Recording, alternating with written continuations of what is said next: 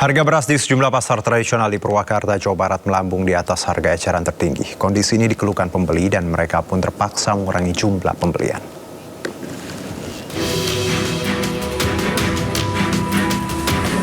Harga beras medium dijual di kisaran Rp14.000 per kilogram atau di atas harga eceran tertinggi Rp12.500 per kilogram. Untuk beras premium dijual lebih mahal lagi di kisaran Rp16.000 per kilogram dari awalnya Rp14.000. Warga pun terpaksa mengurangi jumlah pembelian disesuaikan dengan kondisi keuangan keluarga. Pada naik, pada mahal. Gimana Ibu mengenai mahalnya harga beras ini? yang ngeluh biasanya seliter, jadi kudu beli setengah liter. Oh, dikurangi? Liter jadi setengah. Dikurangi? Masak 2 liter jadi seliter setengah. Dikurangi pembelian. Iya. Kondisi mahalnya beras diduga dari tingginya harga gabah kering giling di petani. Kini omset penjualan beras pun menurun hingga 40%. Kalau menurut para pemasok katanya penyebabnya karena harga gabahnya memang mahal. Padahal pasokan sendiri banyak, lancar. Emang harga gabah dijual berapa gitu sama petani? Menurut informasi para pemasok beras katanya harga gabahnya sudah 8.000 per kilo lebih. Warga berharap harga kebutuhan pokok bisa stabil agar tidak memberatkan. Apalagi kondisi saat ini yang sangat rentan karena dampak melemahnya rupiah yang menyebabkan kenaikan harga dan menurunnya daya beli masyarakat. Dari Purwakarta, Jawa Barat, Irwan Saputra, iNews melaporkan. Melemahnya rupiah membuat harga kedelai impor melonjak drastis. Perajin tempe dan tahu di sejumlah daerah memilih mengecilkan ukuran demi bisa bertahan.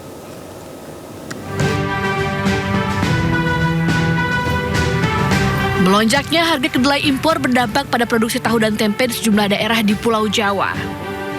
Pengrajin tahu dan tempe di Majalengka, Jawa Barat harus mengurangi ukuran dan takaran produksinya.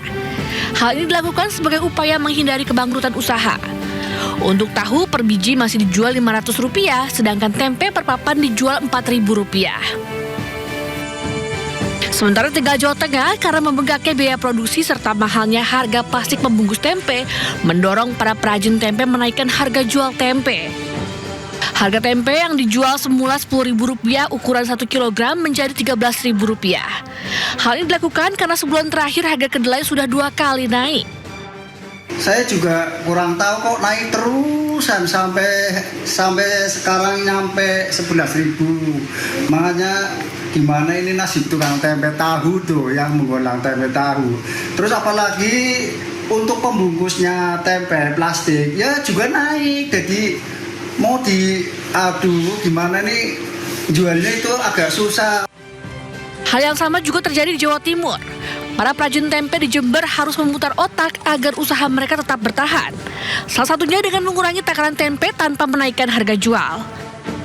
Perajin mempertahankan harga tempe di angka Rp5.000 per bungkus. Namun ukuran atau bobot tempe dikurangi agar usahanya tidak mengalami kerugian. Meski ukuran tempe menjadi lebih kecil, para pelanggan masih tetap setia membeli produknya. Mereka memahami kondisi yang dihadapi para perajin akibat melonjaknya harga bahan baku. Para perajin tahu tempe berharap pemerintah agar dapat segera menstabilkan harga tukar rupiah agar kedelai impor kembali terjangkau. Tim Liputan iNews melaporkan. Harga dan ketersediaan minyak kita di Pasar Palmerah, Jakarta Pusat masih menjadi sorotan di kalangan pedagang. Kondisi ini terjadi di tengah rencana pemerintah menyesuaikan harga eceran tertinggi atau HET minyak kita, dan berikut laporan Yasmin Atania. Baik, selamat siang. Juga pemirsa, terkait dengan harga dan juga ketersediaan minyak kita di Pasar Palmerah, Jakarta Pusat ini masih menjadi sorotan dari pihak pedagang. Berdasarkan pemantauan kami, untuk minyak kita kemasan 1 liter masih terpantau kosong di sejumlah toko, sementara tersedia minyak kita berukuran 2 liter.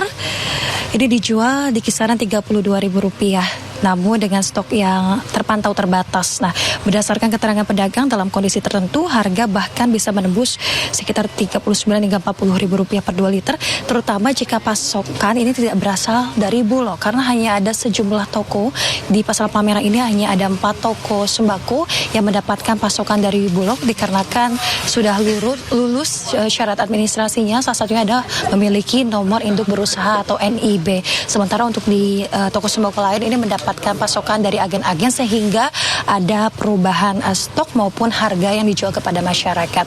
Dan untuk mengetahui lebih lanjut terkait dengan berapa pastinya harga minyak kita di salah satu toko di Pasar Palmerah ini dan juga ketersediaannya seperti apa, saya akan bertanya langsung kepada salah satu pedagang di sini. Selamat siang, Ibu, izin untuk wawancara sebentar. Ibu dengan Ibu siapa, Bu? Ibu Tika. Ibu Tika. Ibu Tika, untuk di toko sembako Ibu ini sendiri terkait dengan ketersediaan dan juga harga minyak kita seperti apa, Bu, saat ini? Kalau untuk minyak kita, alhamdulillah sih saya stok masih ada, cuma menipis ya. Karena memang dari Bulognya memang pengirimannya agak terlambat.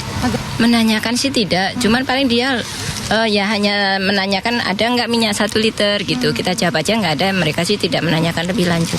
Harapannya semoga minyak kita itu segera terrealisasi untuk semua kios itu mendapatkan. Jadi semua kita rata ya, ada minyak kita semua sehingga masyarakat itu bisa mendapatkan minyak kita dengan mudah. Dan untuk harga sebisa mungkin kan saya dengar-dengar harga headnya mau naik ya. Kalau bisa dengan harga yang sekarang aja, minyak kita menurut saya sudah mahal ya. Kalau kita dapat Bulog mungkin harga masih terjangkau. Cuma kalau kita kehabisan dari Bulog, otomatis kita akan ngambil dari luar. Di luar Bulog pasti lebih mahal. Nah, kalau dinaikkan lagi itu nanti harganya nyampe berapa? Apakah nggak membebani masyarakat dalam keadaan ekonomi Indonesia yang tidak baik-baik aja saat ini kan? Terima kasih banyak Ibu Tika atas waktu dan informasinya ya, Bu. Ya, Indra dan juga pemirsa, itu tadi wawancara kami dengan salah satu pedagang sembako di Pasar Palmerah, Jakarta Barat. Dan pedagang pun berharap agar stok atau ketersediaan minyak kita di pasaran dapat kembali normal sehingga masyarakat memiliki akses lebih untuk mendapatkan minyak rakyat dengan harga yang terjangkau. Kembali ke studio. Kembali bersama kami, pemirsa. Menteri Keuangan Purbaya Yudi Sadewa melakukan inspeksi mendadak atau sidak ke Pelabuhan Tanjung Priok, Jakarta Utara. Langkah itu diambil guna merespon laporan penumpukan ribuan kontainer yang memicu gangguan logistik nasional.